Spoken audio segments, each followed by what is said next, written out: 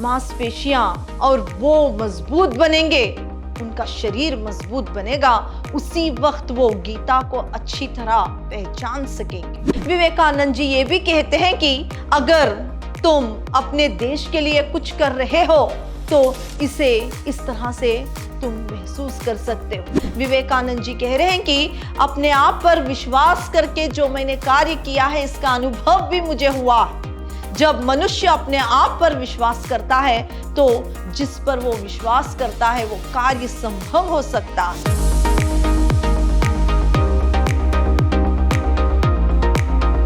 प्रणाम, मैं Rihanna S, अति उत्तम विद्याश्रम की हिंदी प्रवक्ता। मेरे फर्स्ट पीयूसी के जितने भी विद्यार्थी हैं, फिर से मेरी कक्षा में आपका स्वागत है।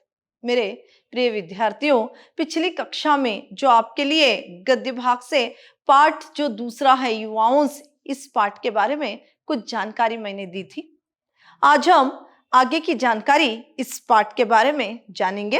पिछली कक्षा में आपका पाठ यहाँ तक हो गया था, जो कि यहाँ पर विवेकानंद जी जो हैं वो नव युवक और नव युवतियों के लिए संदेश देते हैं। उन्हीं से ये देश की प्रगति है, उन्नति है। वो सिंह की तरह क्या है, गर्जन करते हुए चारों ओर फैल जाएंगे और हमारे देश की प्रगति होगी। हमारी देश की प्रगति के लिए वन से, शहरों से, यहाँ पर बता रहे हैं कि पहाड़ों से नवयुवक निकलेंगे और हमारा देश जो यहाँ पर निद्रा में सोया हुआ है, अब वो जग जाएगा और हमारा देश प्रगति करेगा और अब इसको कोई रोक नहीं सकेगा। और हमारे राष्ट्रीय आदर्श जो है त्याग और सेवा है। इस तरह से क्या है, नवयुवती और नवयुवकों पर अपना विश्वास रखते हुए इन्होंने क्या है बताया था कि हमारे देश का कल्याण है, जो हमारे देश की प्रगति है, इन्हीं से संभव है। तो आगे विवेकानंद जी यहाँ पर कह रहे हैं कि मनुष्य जो है वो खुद नियम बनाता है। नियम जो है मनुष्य को नहीं बनाते। धन जो है मनुष्य कमाता है, धन मनुष्य को नहीं कमाता। फिर वो कहते हैं कि कीर्ति जो है स्वयं मनुष्य हासिल करता है और कीर्ति मनुष्य को नहीं जन्म देती। यहाँ पर वो बता रहे हैं यहाँ पर कि पहले तुम मनुष्य बनो। बता रहे हैं कि मनुष्य पहले बनो। अगर मनुष्य है तो हमें मानवता होनी चाहिए और जब हम मनुष्य बनेंगे, दूसरों के लिए दया भावना हमारे मन में रहेगी, दूसरों के प्रति रत्ती भर सोचेंगे तो हमारे में सिंह भल सा आ जाएगा। तो यहाँ पर वो बता रहे हैं कि रत्ती भर सोचो, दया करो गरीबों पर, दलितों पर, और खुद ब खुद तुम क्या है, तुम्हारे में सिंह बल आ जाएगा और तुम पहले मनुष्य बनो। तुम्हारे पीछे ये कीर्ति, धन, संपत्ति, सब कुछ पीछे तुम्हारे दौड़ चली आएगी। बता रहे हैं कि तुम्हारे पीछे कीर्ति, बल, धन, संपत्ति सब तुम्हारे पीछे खुद ब खुद आ जाएगी। तुम पहले मनुष्य बनो। इस तरह से यहाँ पर विवेकानंद जी क्या है बता रहे हैं। तो आगे विवेकानंद जी कहते हैं, शिक्षा के द्वारा प्रत्येक व्यक्ति को उपयुक्त बनाने के सिवा मेरी और कोई उच्चाकांक्षा नहीं है। यहाँ पर शिक्षा के बारे में विवेकानंद जी कह रहे हैं कि शिक्षा जो है वो इंसान को उपयुक्त बनाती है। शिक्षा से मनुष्य अच्छे और बुरे में फर्क जानता है, अपने चरित्र को पवित्र बनाता है। तो हर एक इंसान के लिए शिक्षा आवश्यक है। शिक्षा मनुष्य को पवित्र बनाता है, उसे अच्छे बुरे का जो है फर्क दिखाता है। इसीलिए हर एक इंसान को शिक्षित होना आवश्यक है। यहाँ पर शिक्षा के बारे में विवेकानंद जी इस प्रकार कहते हैं, शिक्षा क्या है, इंसान को पवित्र बनाती है। उससे अज्ञान रूपी पाप जो है उसके ज्ञान से, शिक्षा से मिट जाता है। इसीलिए प्रत्येक व्यक्ति को शिक्षित होना अनिवार्य है। शिक्षा क्या है, इंसान के लिए बहुत ही आवश्यक है। इस तरह से शिक्षा के बारे में विवेकानंद जी कहते हैं। फिर विवेकानंद जी कहते हैं, हम सब पहले अपने आप को पवित्र बना ले। आओ पहले हम अपने आप को पवित्र बना ले। तो यहाँ पर ये बता रहे हैं कि हम जब क्या है दूसरों के प्रति रत्ती भर सोचेंगे और अपने आप को शिक्षित बनाते हुए अपने आप को क्या है अपने आप में जो भी बुराइयां हैं उसे त्याग करके पवित्र अपने आप को जब बनाएंगे तो सभी लोग अपने आप को सही करते हुए अपने आप को अच्छे रास्ते पर दूसरों के प्रति रत्ती भर सोचने के लिए और जो है दूसरों पर दया करने के लिए, दया जो है भावना जब मनुष्य अपने आप में लाएगा, अपने आप को पवित्र जब बनाएगा, तभी इस देश क्या है पवित्र होगा। तो यहां पर वो बता रहे हैं कि पहले अपने आप को पवित्र बनाओ, हमारे में जो बुराइयां हैं उसका त्याग करो और निस्वार्थी बनो। फिर जो है अपने आप क्या है ये देश में जितने भी लोग हैं वो क्या है पवित्र होंगे, तभी हमारा देश जो है पवित्र मन से, सभी के पवित्र मन से हमारा देश की प्रगति होगी। पहले इसीलिए अपने आप को सुधारो। इस तरह से विवेकानंद जी यहाँ पर कहते हैं। आगे विवेकानंद जी कहते हैं, आवश्यकता है वीर्यवान, तेजस्वी, श्रद्धा संपन्न और अंत तक कपट रहित नव युवकों की। आगे विवेकानंद जी कहते हैं कि वीर्यवान बनो। फिर वो कहते हैं कि तेजस्वी, श्रद्धा संपन्न और अंत तक कपट रहित निस्वार्थी जो बनेंगे, ऐसे युवकों की आवश्यकता है। अगर 100 युवक ऐसे बन जाएंगे तो अवश्य ही हमारे देश की प्रगति हो जाएगी, अवश्य ही हमारे देश में सुधार होगा। इच्छा शक्ति के सामने कोई शक्ति क्या है नहीं है। इच्छा शक्ति, अगर मनुष्य में इच्छा, इस प्रकार की इच्छा आ जाए, कोई भी एक इच्छा उसके मन में आ जाए तो वो इच्छा के अनुसार जब काम करेगा, सर्वशक्तिमान इच्छा शक्ति के सामने कोई शक्ति क्या है मायने नहीं रखती, हर एक शक्ति दब जाएगी। इसीलिए इच्छा शक्ति होनी चाहिए।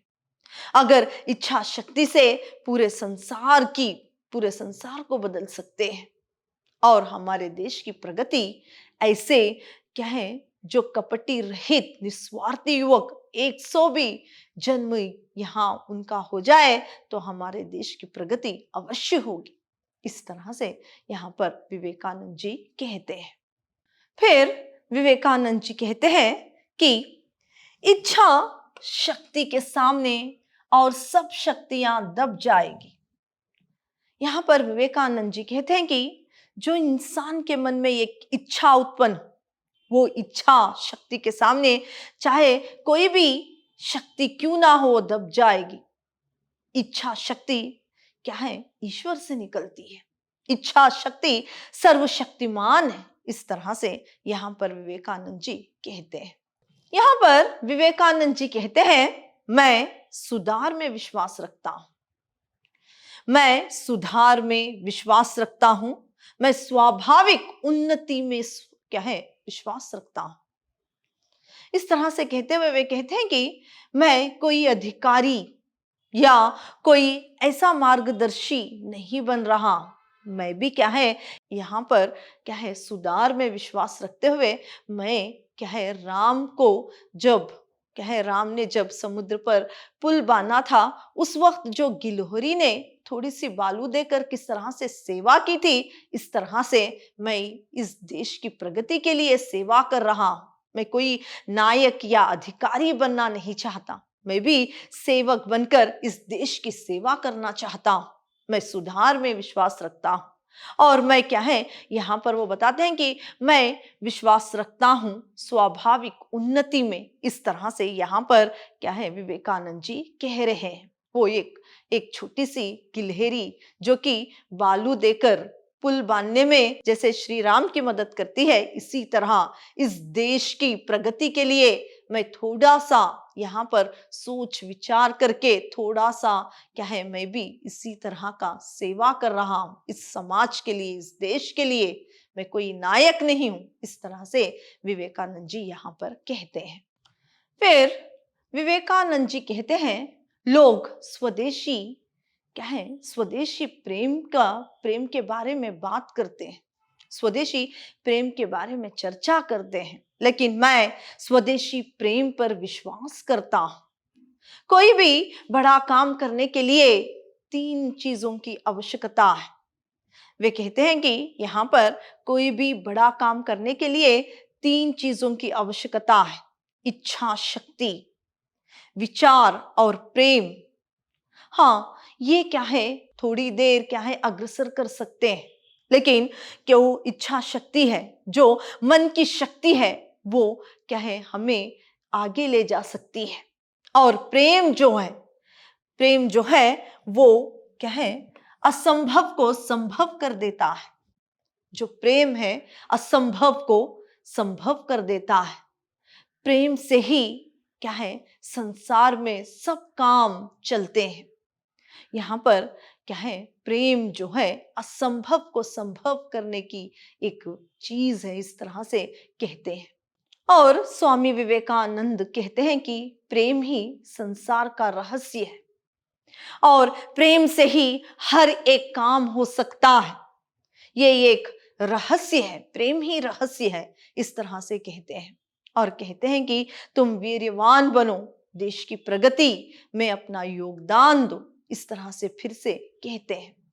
फिर विवेकानंद जी ये भी कहते हैं कि अगर तुम अपने देश के लिए कुछ कर रहे हो तो इसे इस तरह से तुम महसूस कर सकते हो, जबकि तुम दलितों और गरीबों के बारे में थोड़ा सोचो, जो पीड़ित हैं उनके बारे में सोचते हुए तुम्हारी क्या है नींद उड़ जाए, तुम संपत्ति, अपने यश को भूल जाओ, तुम अपने शरीर को भूल जाओ, तो उस वक्त तुम अपने देश के लिए कुछ कर रहे हो। यहाँ पर क्या है, स्वामी विवेकानंद जी ये कह रहे हैं कि अगर सच्चे अर्थ में तुम देश प्रेमी हो, तुम स्वदेश से, अपने देश से प्रेम करते हो, यानी तब तुम अपनी कीर्ति, संपत्ति या धन की लालसा तुम्हें नहीं रहेगी, ना ही तुम्हें अपने शरीर का यहाँ पर कुछ ख्याल रहेगा। तुम रत्ती भर अपने देश के बारे में सोचोगे और देश के लिए सचमुच तुम काम कर रहे हो तो तुम अपने आप को भूल जाओगे, तभी से सही अर्थ में तुम देश की प्रगति में अपना योगदान दे रहे हो। इस तरह से स्वामी विवेकानंद जी यहाँ पर कहते हैं। तो स्वामी विवेकानंद जी कहते हैं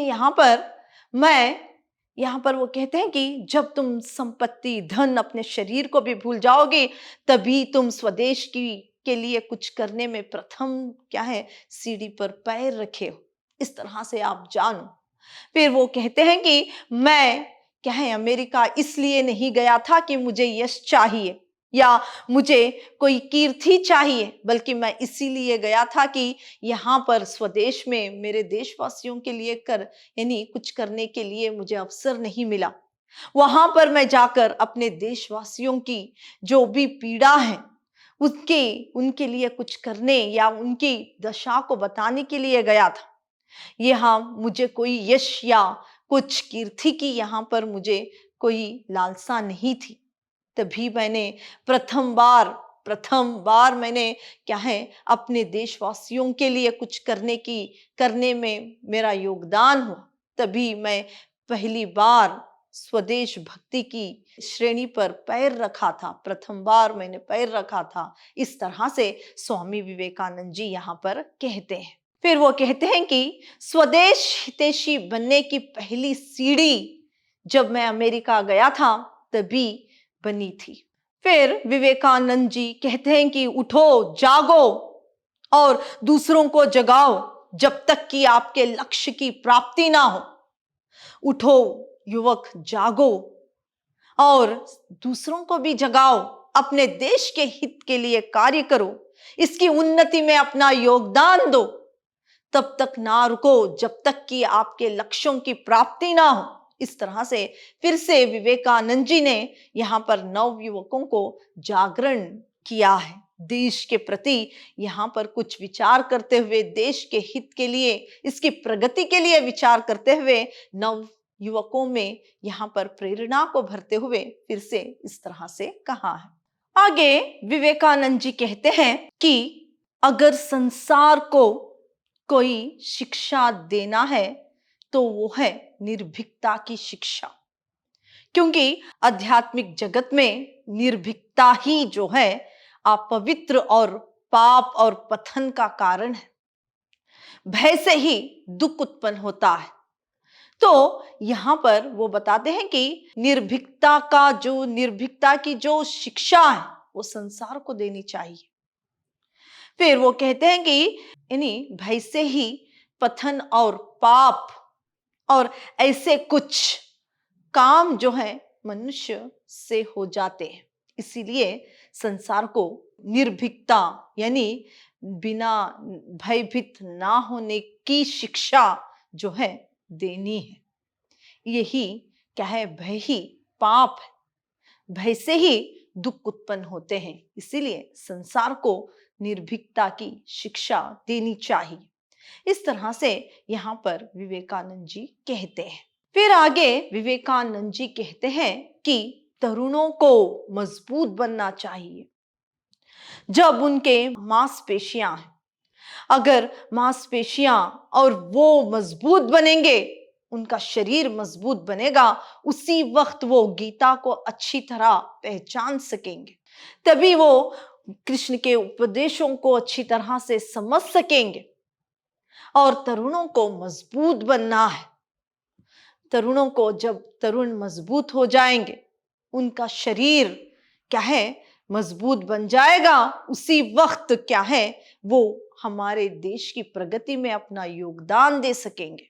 फिर कहते हैं कि जब तुम्हारा शरीर शक्तिशाली बनेगा और तुम्हारे शरीर में जो रक्त जो है शक्तिशाली से प्रभावित होगा, तभी तुम श्री कृष्ण के गुणों को पहचान सकोगे।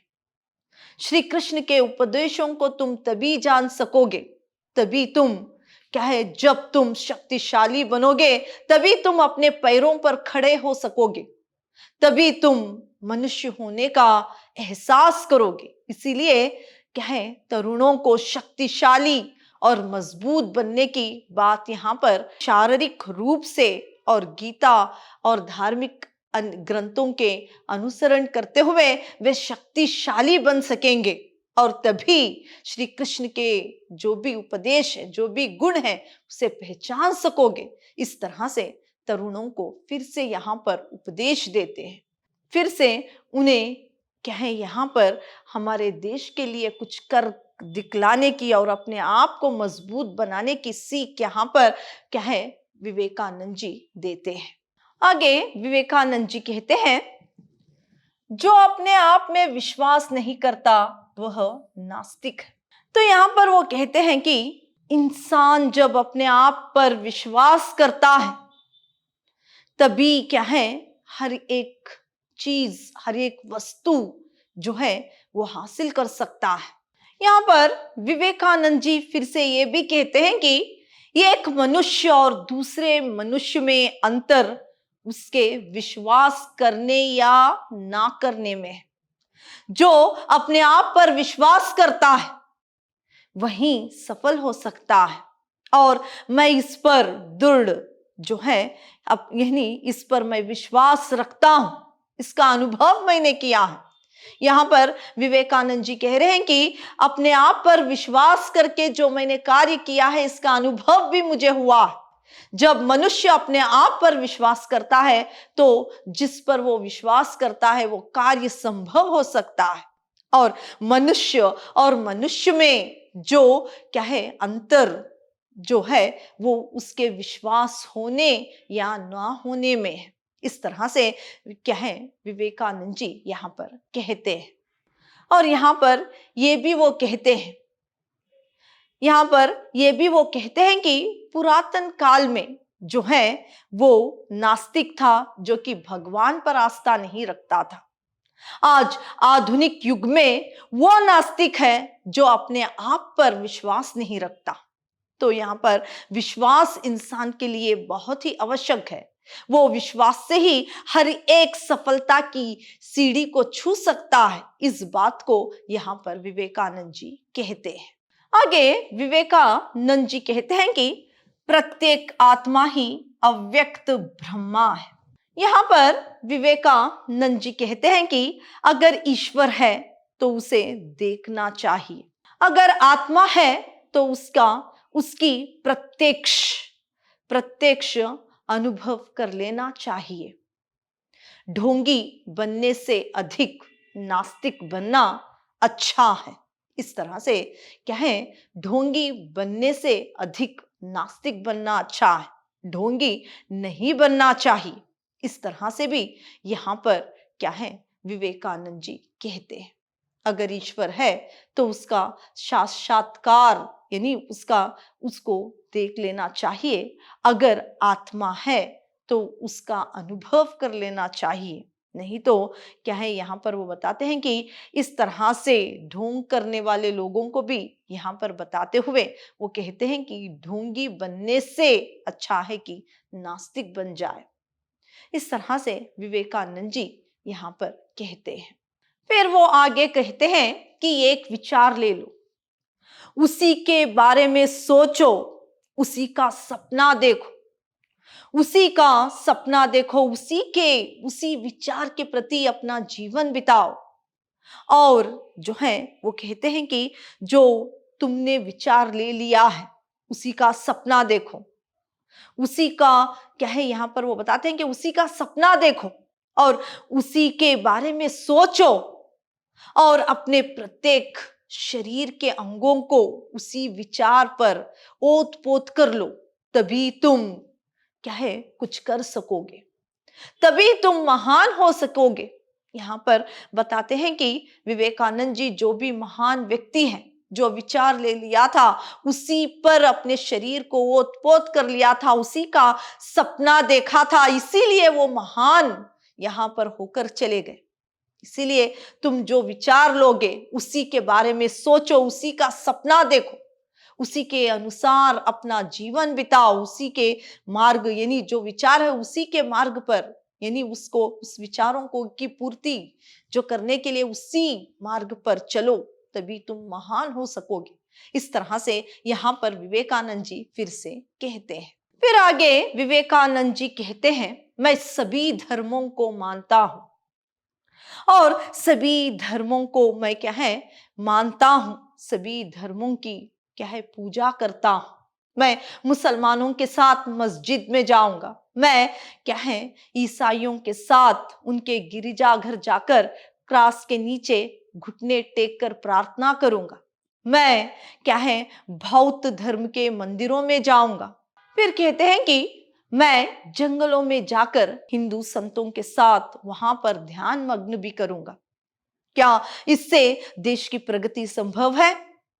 यहाँ पर सभी धर्मों को मानते हुए ये बता रहे हैं कि हाँ, इसके साथ साथ जो है हर एक नवयुवक को जो है इस देश की प्रगति के लिए आगे क्या है बढ़कर कार्य करनी चाहिए। हाँ, मस्जिद, मंदिर, गुरुद्वारा, पूजा पाठ, ईश्वर में आस्था सब कुछ रखना चाहिए। साथ ही साथ हमें क्या है अपने विचारों पर, अपने क्या है जो भी देश की प्रगति में जो भी कार्य है उसे करते हुए आगे बढ़ना है। इस तरह से वो स्वयं कहते हैं कि हाँ, मैं सब धर्मों को मानते हुए मैं क्या है इस देश की प्रगति में अपना योगदान दूंगा। हाँ, यहाँ पर देश या जाति में यानी यहाँ पर कोई जाति में अंतर भेदभाव करते हुए क्या है देश की प्रगति के लिए कोई रुकावट ना हो, जाति भेदभाव में पड़कर कोई रुकावट ना हो। सभी धर्मों को क्या है वो मानते हुए ये भी कहते हैं कि हाँ, धार्मिक आचरण के साथ साथ देश की प्रगति भी उतनी ही आवश्यक है। सभी मिलकर, हर एक जाति के लोग मिलकर, हर एक धर्म के लोग मिलकर देश की प्रगति में अपना योगदान दे, नवयुवक आगे बढ़े और देश की प्रगति में, उसकी उन्नति में अपना योगदान दे। इस तरह से फिर से विवेकानंद जी यहाँ पर कहते हैं। यहाँ पर विवेकानंद जी कह रहे हैं कि शिक्षा पूरे जानकारियों का ढेर नहीं है जो क्या है जबरदस्ती मस्तिष्क में ठोसा जाए। तुम यहाँ पर वो ये भी बता रहे हैं कि क्या है शिक्षा जो है जबरदस्ती मस्तिष्क में ठोसा जाए, ये क्या है शिक्षा नहीं है जो पूरी जानकारियों का ढेर नहीं है। और वो कहते हैं कि यहाँ पर हमें उन विचारों की अनुभूति कर लेना आवश्यक है जिसमें चरित्र निर्माण, जीवन का निर्माण हो। ऐसे विचारों की अनुभूति कर लेनी चाहिए। और वो आगे कहते हैं कि यदि आप केवल पांछी परखे हुए विचार आत्मसात कर ले, उसके अनुसार अपने जीवन और चरित्र का निर्माण कर लेते हैं, तो आप पूरे ग्रंथालय को कंठस्थ करने वाले की अपेक्षा अधिक शिक्षित हैं। तो वे कह रहे हैं कि यहाँ पर यदि आप यानी हमसे कह रहे हैं कि अगर केवल पांछी परखे हुए जो है विचार आत्मसात कर ले, तो पांछी परखे हुए विचार को आत्मसात यानी अपना ले, तो वो क्या है उसके अनुसार जो है अपने जीवन और अपने चरित्र का निर्माण कर ले, तो वो क्या है उसकी बराबरी यहाँ पर करें कि इन 5 चीजों का अनुसार हमारा जीवन और चरित्र का निर्माण कर ले, तो जो पूरा ग्रंथालय कंठस्थ करता है उससे भी अधिक आप शिक्षित हो। इस तरह से यहाँ पर विवेकानंद जी कहते हैं। यहाँ पर वो कहते हैं कि आप अधिकारी या नेता बनने का प्रयास ना करो, अपने भाइयों के साथ यानी जो यहाँ पर क्या है इस देश में जितने लोग भी जन्म लिए हैं, चाहे वो कोई भिन्न धर्म के हो या जाति के हो, अगर एक साथ है तो ये एक दूसरे के भाई बहन बनकर रहो और उनके दुखों को दूर करने का प्रयत्न करो, उनकी सेवा करो। नेता बनने की अपेक्षा में इस जीवन रूपी जहाज में बहुत सारे ऐसे नेता और अधिकारी डूब गए हैं। तुम एक दूसरे से मिलते हुए, यहाँ पर जाति प्रांति का भेद ना करते हुए, कोई ऊंच नीच का भेदभाव ना करते हुए तुम अपने धर्म का पालन करो, अपने कर्तव्यों का पालन करो। तुम एक दूसरे से मिलते हुए एक दूसरे से मिलजुल कर रहने की यहाँ पर सीख दे रहे हैं। भाईचारा की सीख यहाँ विवेकानंद जी दे रहे हैं और एक दूसरे के दुख और दर्द में क्या है संकट में एक दूसरे के काम आते हुए क्या है एक दूसरे से सहमत होते हुए आगे बढ़ने की भी यहाँ पर सीख दे रहे हैं और कह रहे हैं कि एक दूसरे की मदद करो और एक दूसरे पर दया करो और क्या है भाईचारा से अपने जीवन का निर्वाह करो। इस तरह से यहाँ पर विवेकानंद जी कह रहे हैं। फिर आगे कहते हैं कि हमारे स्वभाव में संगठन का अभाव है। हमें क्या है क्यों संगठन का अभाव है? क्योंकि यहाँ पर जो ईर्ष्या है, इसी वजह से संगठन का क्या है अभाव है। हमें एक दूसरे के मत को जानते हुए, एक दूसरे के विचारों को पहचानते हुए, उसकी इज्जत करते हुए, एक दूसरे के विचारों को जोड़ते हुए हमें संगठन करना चाहिए। ईर्ष्या या भेदभाव को छोड़कर हमें संगठन करते हुए आगे बढ़ना चाहिए। संगठन क्या है हमारे देश के लिए बहुत ही आवश्यक है। हमारे देश की प्रगति के लिए भी संगठन, एक दूसरे का संगठन जो है बहुत ही आवश्यक है। संगठन क्या है संगठन से ही देश की उन्नति भी हो सकती है। यहाँ पर क्या है विवेकानंद जी क्या कह रहे हैं कि यहाँ जो इस देश में जाति और जो भेदभाव है इसे भूलकर एक दूसरे के विचारों को सम्मान देते हुए, एक दूसरे के विचारों को अपनाते हुए संगठन से रहने को यहाँ पर कह रहे हैं। फिर आगे विवेकानंद जी कहते हैं कि तुम दल बदली, ईर्ष्या और ये सब जो बुरे गुण हैं उसको सदा के लिए त्याग करो, सदा के लिए इसको छोड़ दो। ईर्ष्या, दल बदली और ऐसे अवगुण जो है उसका त्याग करो। फिर वो कहते हैं कि हाँ, पृथ्वी माँ की तरह सहन शक्ति हमारे में होनी चाहिए। इस सहन शक्ति से ही हमारे देश की उन्नति होगी।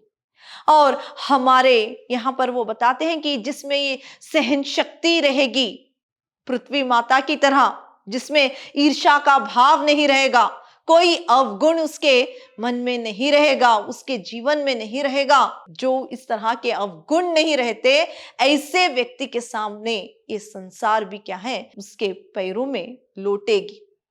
तो क्या है, यहाँ पर ये बता रहे हैं कि हमारे में कोई अवगुण नहीं होना चाहिए। सिर्फ देश की प्रगति के लिए या अपने कल्याण के लिए पहले हमें मनुष्य बनना है, मनुष्यता का पाठ हमें सीखना है।